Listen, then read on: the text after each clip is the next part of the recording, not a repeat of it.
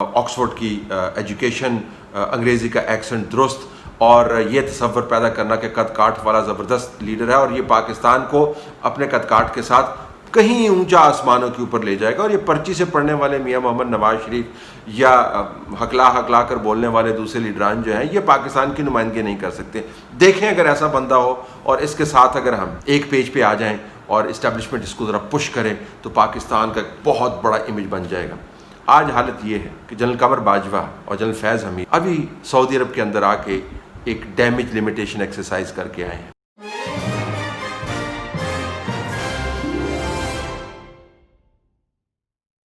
آج سے 2 سال پہلے عمران خان کو جو طاقت میں لائے تھے ان کا خیال یہ تھا کہ عمران خان پاکستان کے لیے ہر طرف سے ایک اثاثہ ثابت ہوں گے.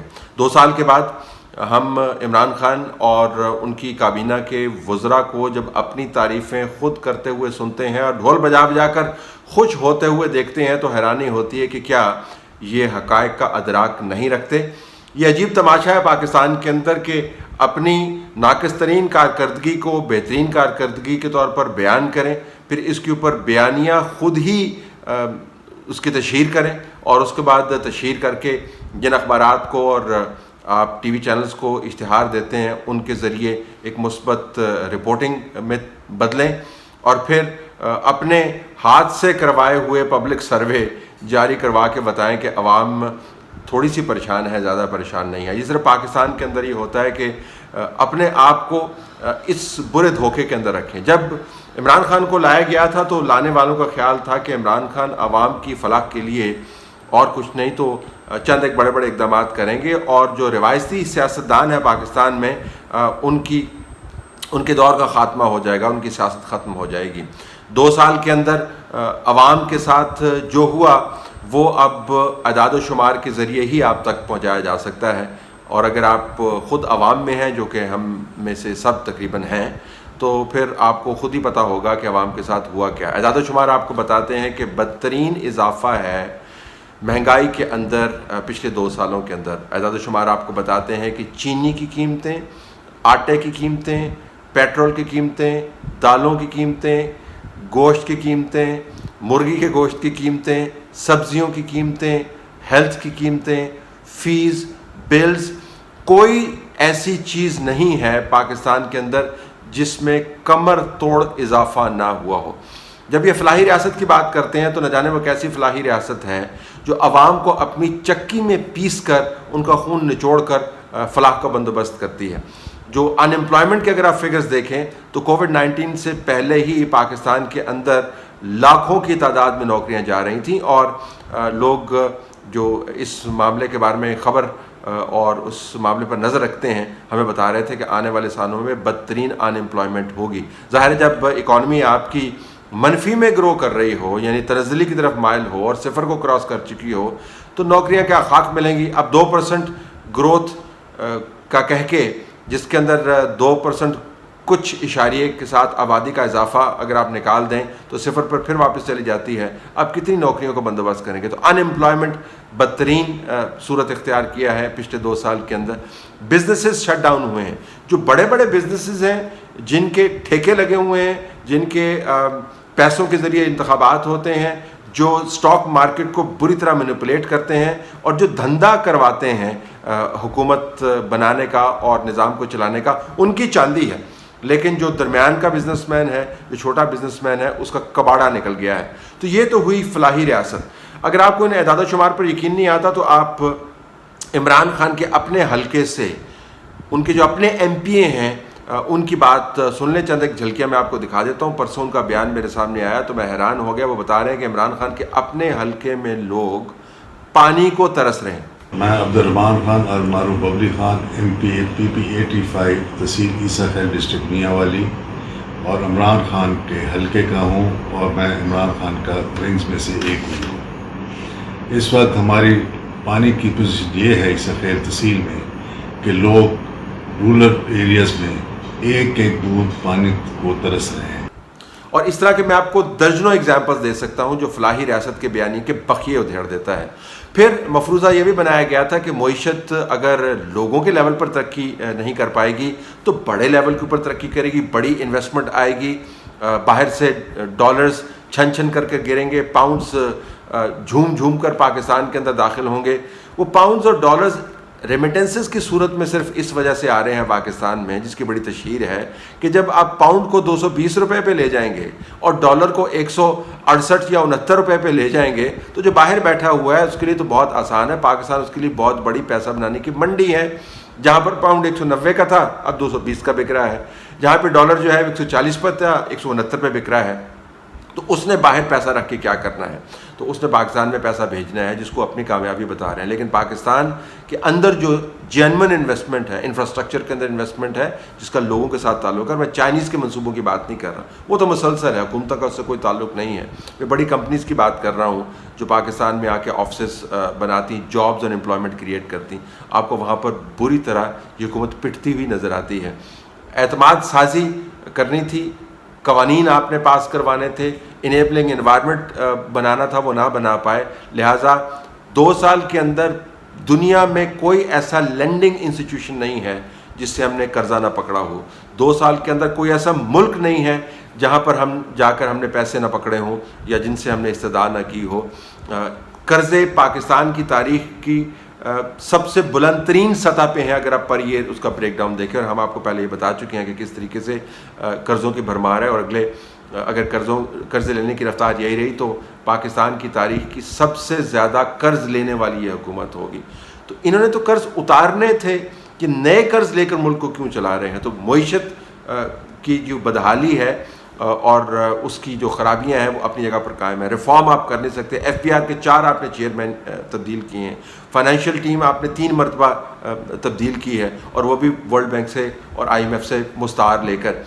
جو صوبے ہیں ان کے ساتھ آپ کی لڑائی چل رہی ہے. این ایف سی ایوارڈ کا پنڈورا باکس آپ نے دوبارہ سے کھول دیا ہے. ریسورس ایلوکیشن آپ صحیح طریقے سے کرتے نہیں ہیں. کل مراد علی شاہ کی اگر آپ پریس کانفرنس دیکھیں تو آپ کو پتہ چلے گا کہ جو صوبے ہیں ان کو آپ نے کتنے فنڈ کم دیے ہیں. تو یہ ایک معاشی تصویر ہے اس مفروضے کو کی جو نفی کرتی ہے عمران خان کو لانے والوں کا تھا کہ بڑی زبردست آ کے کارکردگی دکھائیں گے. پھر یہ بھی خیال کیا جا رہا تھا کہ عمران خان جب آئیں گے اور ان کی پارٹی جب کارکردگی دکھائے گی تو جو پرانی اگزامپلز ہیں وہ بھول جائیں گے. پرانی اگزامپل بھولنی کیا تھی؟ پنجاب کے اندر تو شہباز شریف کو لوگ یاد کرتے ہیں، ان حلقوں میں بھی یاد کرتے ہیں جہاں سے پی ٹی آئی کو دھڑا دھڑ ووٹ ڈلوائے گئے تھے. بزدار صاحب کو 2 سال پنجاب جیسے بڑے صوبے کے اوپر مسلط رکھا گیا، اور اب حالت یہ ہے کہ تمام تر لیپا پوتی کے باوجود بزدار صاحب سیاسی طور پر کھڑے نہیں ہو سکتے. اور اتنی کمزوری ہے کہ 3 بندے اگر آگے پیچھے ہو جاتے ہیں تو پنجاب کی حکومت گر جاتی ہے، 5 بندے آگے پیچھے ہو جاتے ہیں تو مرکز کی حکومت گر جاتی ہے. یہ سیاسی استحکام ہے یا عدم استحکام ہے جس کو بنیاد بنا کر حکومتیں شاید کنسنسس کریٹ کرنے کی کوشش کرتی ہیں، درمیانہ رستہ اختیار کرنے کی کوشش کرتی ہیں. وہ نہیں کیا. اس وقت پاکستان اپنی تاریخ میں جو سب سے زیادہ ڈیوائیڈڈ انوائرمنٹ ہے اس کے اندر کھڑا ہے، اور آج بھی ڈویژن کی بنیادی وجہ یہ ہے کہ اپوزیشن کو گالی گلوچ دینا، صوبوں کو دیوار کے ساتھ لگانا وہ تواتر کے ساتھ جاری ہے. اور احتساب کا جو دھندا ہے وہ تو آپ کے سامنے ہی ہے کہ یہ دھندا ہوتا کس طرح ہے اور کس طریقے سے لوگوں کو جیلوں کے اندر ڈال کر یا دھمکیاں دے کر ان سے سیاسی طور پر فائدے حاصل کیے جاتے ہیں. تو یہ تو ہو گیا کہ آپ نے اگر ایک بڑا نیا پاکستان بنانا تھا اور ایک انیبلنگ انوائرمنٹ کریٹ کرنی تھی ایسی کی تیسی. سب سے بڑی جو خرابی ہوئی ہے وہ خارجہ پالیسی پہ ہوئی ہے. خیال یہ کیا جاتا تھا کہ عمران خان صاحب جب آئیں گے تو خارجہ پالیسی میں بہت بڑا اثاثہ ثابت ہوں گے. ان کی قداور شخصیت، ان کا سیلیبریٹی سٹیٹس، بین الاقوامی طور پر ان کا جانا جانا، آکسفورڈ کی ایجوکیشن، انگریزی کا ایکسنٹ درست، اور یہ تصور پیدا کرنا کہ قد کاٹ والا زبردست لیڈر ہے اور یہ پاکستان کو اپنے قد کاٹ کے ساتھ کہیں اونچا آسمانوں کے اوپر لے جائے گا. اور یہ پرچی سے پڑھنے والے میاں محمد نواز شریف یا ہکلا کر بولنے والے دوسرے لیڈران جو ہیں یہ پاکستان کی نمائندگی نہیں کر سکتے. دیکھیں اگر ایسا بندہ ہو اور اس کے ساتھ اگر ہم ایک پیج پہ آ جائیں اور اسٹیبلشمنٹ اس کو ذرا پش کرے تو پاکستان کا ایک بہت بڑا امیج بن جائے گا. آج حالت یہ ہے کہ جنرل قمر باجوہ جو چیف آف آرمی اسٹاف ہیں اور جنرل فیض حمید جو D G I S I ہیں ابھی سعودی عرب کے اندر آ کے ایک ڈیمیج لمیٹیشن ایکسرسائز کر کے آئے ہیں. جو بدترین بحران ہے پاکستان سعودی عرب کے تعلقات کا اس کو مینڈ کرنے کی کوشش کر رہے ہیں. جو ایک احمقانہ اور بے وقوفانہ پالیسی آرٹیکولیشن کے ذریعے سامنے آیا ہے اس کو ایڈریس کرنے کی کوشش کر رہے ہیں. فائر فائٹنگ کر رہے ہیں. اگر آپ کو یقین نہیں ہے کہ بحران کتنا گہرا ہے تو پاکستان کے اندر سعودی عرب کے جو ایکس ایمبیسڈر ہیں عسیری صاحب، ان کا آرٹیکل عرب نیوز میں چھپا ہے. یہ آپ اس کے چند جو ہے عکس آپ اس کا پڑھ لیں، اس میں آپ کو پتہ چل جائے گا کہ سعودی عرب عسیری صاحب کے ذریعے پاکستان کو اور اس حکومت کو کیا پیغام دے رہا ہے. انہوں نے پاکستان کے وزیر خارجہ کی ایسی کی تیسی کر دی. انہوں نے پاکستان کی اس حکومت کے تحت چلائی جانے والی پالیسی، جس میں کبھی آپ ارتگال کو پروموٹ کرنے لگ جاتے ہیں، کبھی مہاتر کی طرف آپ چلے جاتے ہیں. ایک ڈاکومنٹری ہے پروپیگنڈا ڈاکومنٹری، دوسرا شخص ہے جو سیاسی طور پر ایک اسپینٹ فورس ہے، ان کو ایک ترازو میں رکھتے ہیں اور سعودی عرب جیسے اہم ملک کے ساتھ تعلقات کے اندر بگاڑ پیدا کرتے ہیں. تو لمبی چوڑی تفصیل بیان کی ہے عسیری صاحب نے سعودی عرب کے گریونسز کی. سعودی عرب کے ساتھ دوسرے عرب ممالک جڑے ہوئے ہیں. تو مڈل ایسٹ جو پاکستان کا گڑھ سمجھا جاتا تھا ڈپلومیسی کا، تباہی و بربادی وہاں پر کر دی ہے. اور اپنے منسٹر شیریں مزاری صاحبہ اپنی حکومت کے بہاف پر اپنے فورن منسٹر کی ایسی کی تیسی کر رہے ہیں، بتا رہے ہیں کہ وزارت خارجہ نے ہماری پالیسی کو فیل کر دیا، کشمیر کو لیٹ ڈاؤن کر دیا. 73 سال کے اندر کشمیر کے اندر وہ نہیں ہوا جو 2 سال کے اندر ہوا ہے. ہمارا دوسرا فرنٹ اگر آپ دیکھ لیں، ہندوستان کو 73 سال میں جرت نہیں ہوئی کہ وہ اتنا انتہائی قدم اٹھائے اور مقبوضہ کشمیر کو نیکسٹ لیول کی ایسوسیشن کے اوپر لے جائے، حصے بکھرے کر کے اس کو اپنی یونین ٹیریٹری کے اندر ڈال دے. یہ 2 سال کے اندر ہوا ہے، جس کے سفارتی کامیابی کہتے ہیں کہ ہم نے ہائی لائٹ کیا ہے. اور مجھے حیرانی ہوتی ہے کہ یہ ایسے الفاظ کیسے ادا کر سکتے ہیں کہ کشمیر کو آپ نے ہائی لائٹ کیا ہے اس وجہ سے کہ ہندوستان نے اس کو یونین ٹیریٹریز کے اندر ضم کر لیا ہے، اور آپ نے کیا کیا، ایک نقشہ تبدیل کیا اور اس نقشے کی بات بھی نہیں کرتے ہیں. افغانستان کا جتنا پیس پروسیس ہے وہ تمام کا تمام فوج اس کو ہینڈل کر رہی ہے. فوج کے اوپر جو ریلائنس ہے وہ انبلیویبل ہے. 2 سال کے اندر کسی بھی شاید حکومت نے فوج کے اوپر ریلائنس اتنی نہیں کی ہوگی جتنی اس حکومت نے کی ہے. تمام چیزیں آؤٹ سورس کی ہوئی ہیں. کبھی ان کو کچرا اٹھانے کے لیے لگا دیتے ہیں، کبھی سعودی عرب ڈپلومیسی کے لیے وہ چلے جاتے ہیں، کبھی وہ افغانستان کے معاملے کو سدھار رہے ہوتے ہیں، کبھی کشمیر کی ڈپلومیسی کے اوپر ایڈوائز کر رہے ہوتے ہیں، کبھی وہ کووڈ-19 کے ساتھ ڈیل کر رہے ہوتے ہیں، کبھی وہ ٹیڈی دل کے ساتھ ڈیل کر رہے ہوتے ہیں. تو فوج کو جتنی آؤٹ سورسنگ اس حکومت نے کی ہے کسی اور حکومت نے نہیں کی، لیکن اس کے باوجود ملک چل نہیں پا رہا. اگر عمران خان صاحب بین الاقوامی طور پر ایک سفارتی اثاثہ ثابت ہوتے تو آج یقیناً پاکستان کا نام بڑا ہوتا، اور عسیری صاحب جیسے سیزن ڈپلومیٹ جو ہیں اتنے بڑے بڑے اخبارات کے اندر پاکستان کے وزیر خارجہ اور پاکستان کی خارجہ پالیسی کی ایسی کی تیسی نہ کر رہے ہوتے.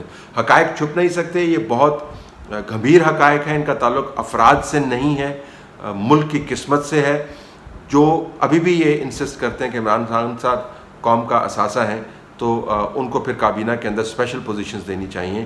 اثاثہ وہ اس زمانے میں تھے جب وہ طاقت میں نہیں آئے تھے. 2 سال گزارنے کے بعد اب وہ اثاثے سے کہیں علیحدہ بوجھ بنتے ہوئے نظر آ رہے ہیں، ایسا بوجھ جس کی قیمت تمام ملک اور قوم کو چکانی پڑ رہی ہے.